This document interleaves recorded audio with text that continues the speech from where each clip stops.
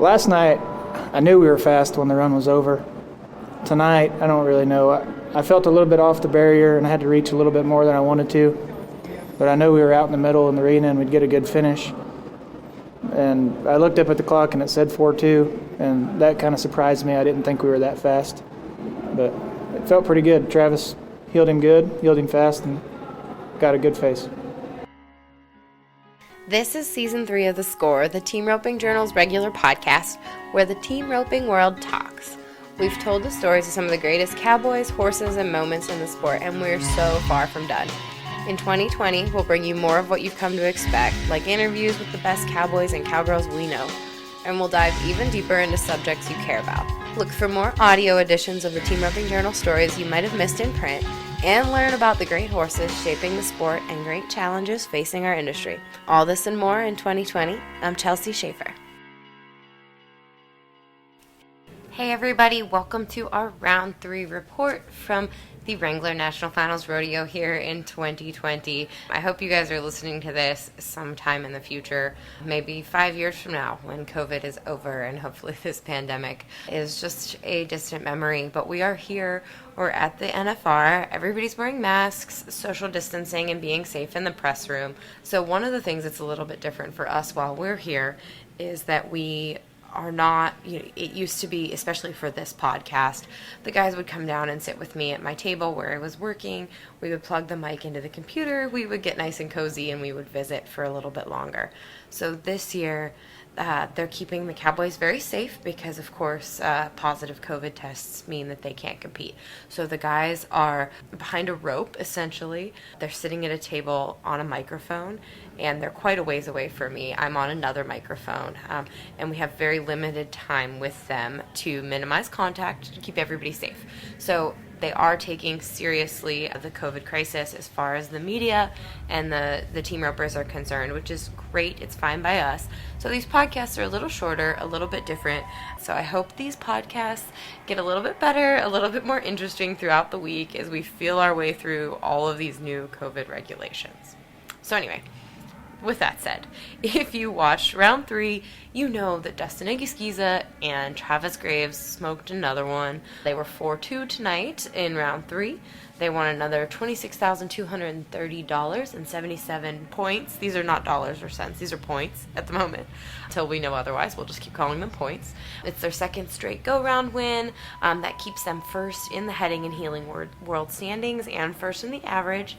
I know Jake Barnes did say in our December issue, no smart header ever said that if you win every round, you win the average. But I think Dustin and Travis are on that game plan at the moment, and so far so good. All right, check out the story. Let us know what you think. Enjoy the interview. The story is on teamropingjournal.com. You can also watch the video of their run there at teamropingjournal.com. Pro Rodeo provided us with that video. So I hope you all have a great night. I'll talk at you soon.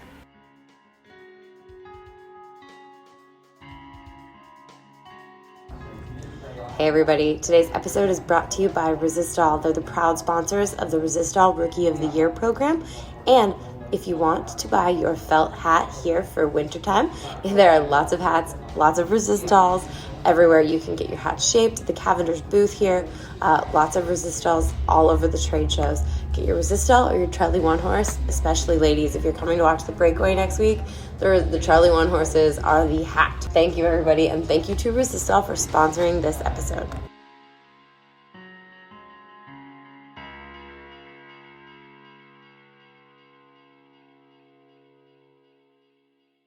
I'll do that. Hi guys, congratulations again. Thank you.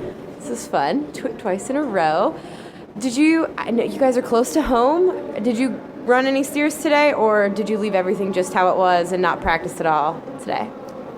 I didn't run any today, but I roped a few yesterday, not trying to work on anything, just kind of roping just to rope, because that's what we do most of the time anyway. But, yeah. I went home and I ran maybe 10 steers this morning, so just to kind of free my horse up a little bit, and that was about it. You ran 10 on chip? No, I ran maybe 3 steers on him, 3. and the rest on another horse I have. Something you said last night that I didn't get to ask you much about was that you have Manny ready to go? Yeah. I hadn't realized that. I thought Manny was Done? a non-starter. So tell me about what Manny's got going. Well, it's been a couple years since he had his surgery, and he slowly just kept getting better and better, and the vet kept saying that I should ride him, and I kind of had just kind of give up on him, honestly. And Tamika, my wife, was like, man, he's sure bucking and running, and I think you should get him in shape and give him one more chance, and that's what I did. And he's been great. He's 20 now. I just really like Chip in this scenario, and it's just hard to get off him. Yeah, absolutely.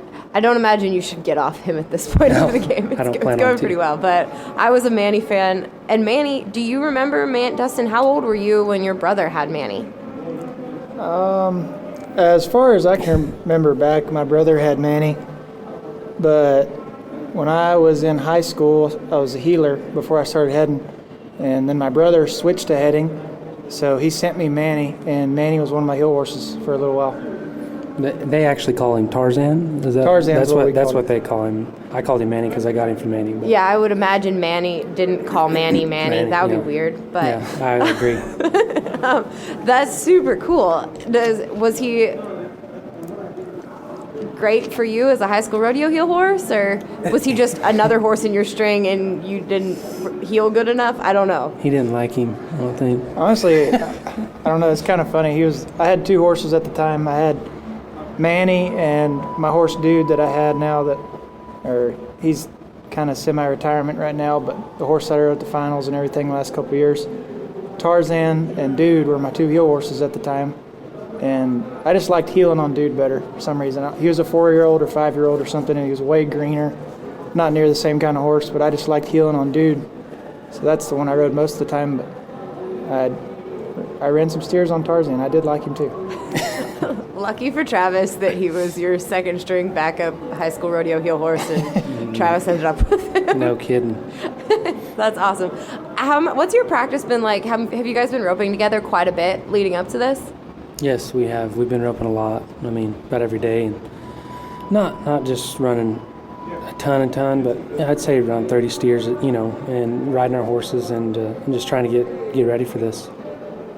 Yeah, how many have you been running on your new good one every day? I don't run very many on the horses that I like, I guess. Maybe somewhere from 5 to 7 a day, and another horse 10 to 12. We don't run a whole bunch every day. Maybe, like Travis said, 30 to 50. I don't think 100 steers is going to do you much better than 50 would a day. Yeah. Are you guys now going home? Are you finding yourselves picking stalls or fixing fence or doing any day-to-day work to keep your minds freer? Or what's the mental side of it? It's so different than in Vegas when you go to your hotel room. Yeah, it's just every day, for us.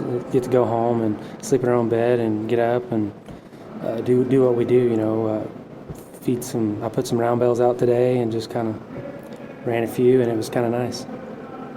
Same thing. Yeah, I put hay out for my cows today too, but I didn't rope any. Other than that, I was kind of going crazy sitting in the house because I didn't really have anything to do today.